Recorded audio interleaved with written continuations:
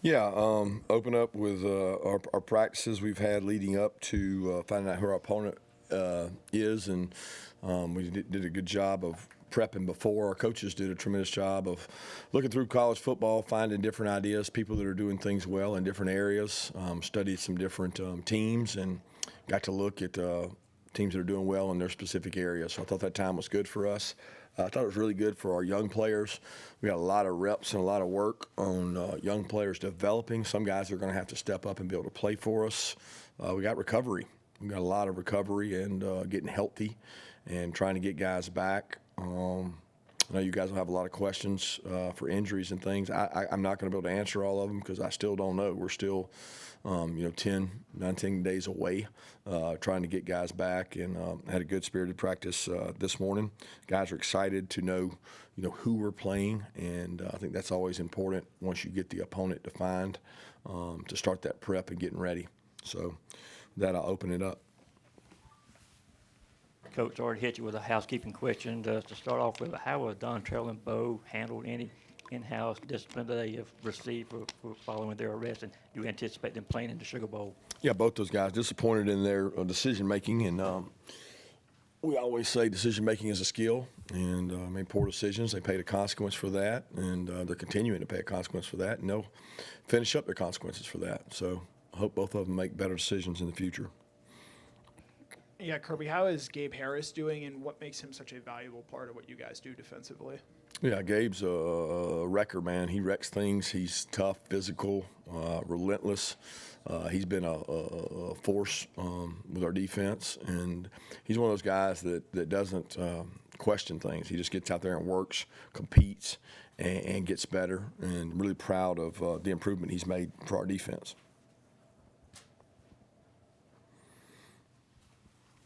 Is Gabe dealing with a turf toe, and is he going to be able to play in the bowl game? Yeah, he's dealing with a little bit of a turf toe, and we're hoping to have him available. Okay, that wasn't really going to be my question because he asked it, but I want to ask you about the offense for Ole Miss with Lane not there. What sort of changes did you see when you either watched the game on Saturday or studied their film? I don't understand the question. Ole Miss's offense without Lane Kiffin, what have you seen? The offensive coordinator and the staff is still all there. So, I mean, they're not going to make overhaul or make large changes, right? They got something that really works well. They got a really high-powered, explosive, great wideouts, really good tight end, one of the best backs in the country, arguably the quarterback that may be playing the best in the country in terms of his ability to make throws in all areas. I mean, the guy's elite. He was elite last time we played him. He's just as elite or more elite now because he's gotten more experience and more confidence. So they're playing at a really high level offensively, and Lane has something to do with that because he helped build it and get them there. But Charlie's done a tremendous job calling the plays and doing those things. Yeah, Coach, during the Oregon broadcast, they mentioned Coach Lanning had gone as far as to play a simulated game inside their stadium to stay fresh. Have you thought about anything like that, and what links have you guys gone to make sure you're fresh when this game comes around? Yeah, we've done the same thing. Done simulated games and done situational football, whether that's 2 minute and a half, 4-minute offense, red area, all the different situations you have, and trying to make them more game-like with the anxiety, the crowd noise, the atmosphere, the matchups, and tried to go good on good to keep crisp. But at the end of the day, all those simulations are not real games. And anybody that tells you they got it figured out probably doesn't coach long enough to know that it's a lot more about how you play than how you practice leading up to it. You just do the best job you can and try to prepare them. This point, we'll switch over to a couple Zoom questions. Okay, reminder to unmute before you ask your question and then go back to mute. At this time, we'll go to Charles Odom with the Associated Press. Charles? You mentioned after the SEC championship game the grind of a 13-game schedule. How important has this time been? I realize you've still been practicing, but in getting some recovery for your players leading up to this game. Yeah, I think it's been good. You have to make it a positive by how you handle it. The positive is the mental practice you get, the recovery you get, the extra lifts you get.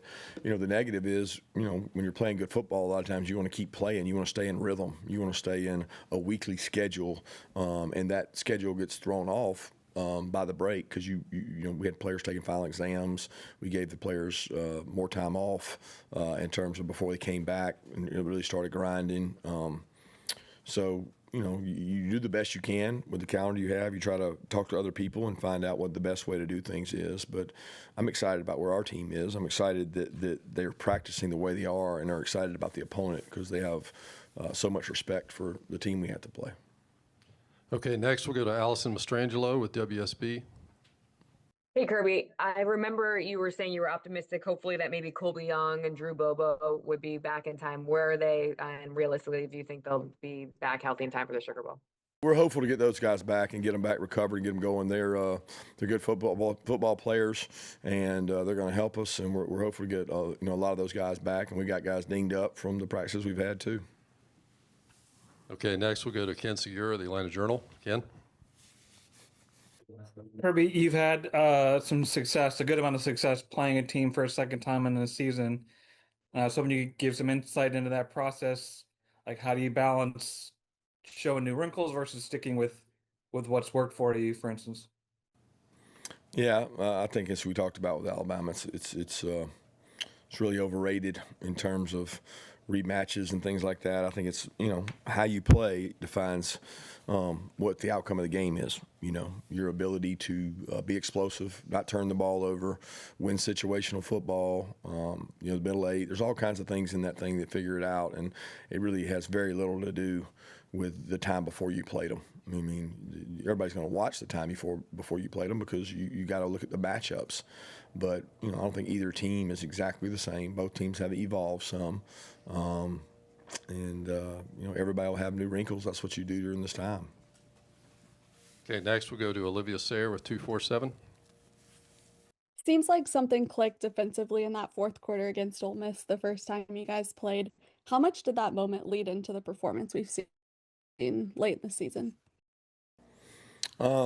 I don't even remember the sequence of games after that. So I do think that those stops were huge for us from a confidence standpoint. But there's a lot of the game that there weren't stops, and they do a really good job. They're hard to stop. They're explosive for a reason. They have good players. They have good tempo. They have good schemes, and the quarterback makes things go, and so does the back. So I don't know if that was the moment that kick-started us to improvement on defense, but because I don't remember the exact games after that. But we have played better down the stretch defensively. All right, we'll switch to in-person questions. Coach, from a roster management standpoint, if you had a chance to meet with most of the guys in terms of knowing the future, I know you're going to be focused on this game, but typically this is the time of year where you get to meet with some guys, and one, and then two, follow-up, same site, same stadium. How different has the approach been? And I'm guessing part of that would have to do with the team and the team's health.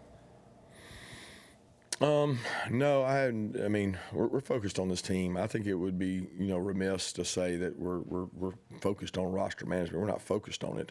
We're focused on, you know, prep and getting better. And for a while, it's been like intrinsically looking at ourselves and asking each player, did you come here to develop? Did you truly come here to develop? Because if you did, all your buddies are out there right now. Everybody's, you know, announcing what they're doing. I'm announcing that I'm going in the portal. I'm announcing that I'm re-signing. How about you announce that you're getting better and you're going to practice and like actually do what the 20 and 30 years of college football players did before you, which was practice in December when they're on good teams and get better. Because if you're going to play somewhere else, you know what you need to do. You need to get better. If you're going to play here, you know what you need to do. You need to get better. If you want to go to the National Football League and play, this is your last chance to get better because they're not going to give you much opportunity. They're going to cut you or keep you based on how you do. They don't get to practice in pads but so many days. So development occurs in December for us, and that's what we've been focused on. As far as changes going to New Orleans, there hasn't been a tremendous amount of change. I mean, we don't think that we did anything wrong in the prep last year. We didn't necessarily play a great game, but we also played a really good football team. Extremely talented defense, and you know we got to play better. And we had a block of middle eight where we played really poorly, but I don't think there was anything wrong with our prep. I think it has to do with, you know, when you play a quality team, it's like, you know, in the SEC, every game we play in the SEC is tight, and so when you play in the playoff, you're going to play a good team. And we trust the prep we have. We trust the rest and recovery we've had, and we're going to trust the plan we have to go out there and play at a high level. Yeah, Kirby, were you aware that Will was interested in coming back to full-time coaching, and just what was your reaction to him taking the opportunity at Texas? I'm so happy for him. He loves coaching. He loved coaching when he was here. It was hard for him to step away, and he felt like he needed to, and I had so much respect for him. And shoot, he helped us replace him with the guys we got, and he helped us tremendously in that role. He helped us tremendously this year throughout the year, and he's been really good to me personally, and he's been great to Georgia. And he's been really good to a lot of players that he's recruited. So when he had an opportunity to jump back in, I know he loves it. I think he missed it dearly. He talked to his family about it, his wife and his boys, and they all supported him. And he's going to a great place to work for a great man. And there's not many better opportunities out there to go coach and play than a place like Texas, where you got a lot of infrastructure in place to help you. So. Wish him nothing but the best. Kirby, speaking of coaches, Bobo's a finalist for the Broyles. What do you think is kind of the main thing about what he's done this year with the offense, and just basically what he has done to deserve this honor? Well, you take over with the number of guys we lost. I think we had 4 O-linemen make NFL rosters. He had to replace 4 O-linemen, basically a new quarterback situation outside of the end of last year. Really an entire new backfield because ETM was our leading guy last year, and replacing a lot of really good wideouts. I think he's done a tremendous job. I think he would give a lot of credit to his staff. And what he's done with our offense, where we're not a stat-padded, hurry up, take a lot of snaps, get a lot of plays. I mean, he doesn't chase numbers. Look at what they've done in the red area. It's been incredible. The ability to run the ball has been really, really well. And I think he's a credit for that because he puts the game plan together. He has to decide ultimately what's in, and he has to decide what's called. And he's done that with a really tough schedule and 2 freshman O-linemen and a lot of O-linemen out that have been injured in and out. So I'm really pleased and proud of what he's done. Yeah, we didn't see Jonell in the SEC championship games. How was he doing health-wise? What's his status? And then what have the past couple weeks meant for Rashawn Dinkins to have these practices after getting the playing time he did in the SEC championship?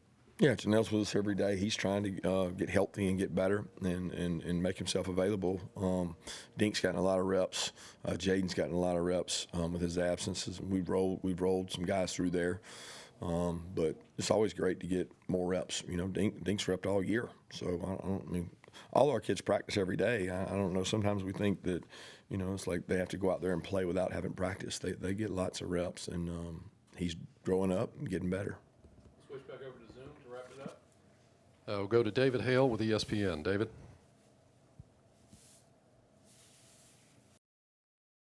Hey, excuse me. Hey, Kirby. What do you think the experience of having gone through last year's playoff game and obviously it not being the outcome that you wanted, did it leave sort of a unfinished business taste in the mouths of your team, and do you feel like you're better this year because of having gone through that? Yeah, I can't say we're better for having gone through it. I mean, would we be better if we won that game? Would we be as motivated if we won that game? I don't know that. I think the two teams are very different. I think we're a different leadership group, different team. It's been a different kind of team all year, and not in a good or bad way reflected on last year. So we've been there before, but a lot of these kids weren't there. Some of them were. I think the 2 years are independent of each other, just like this game will be independent of the game against Ole Miss previously.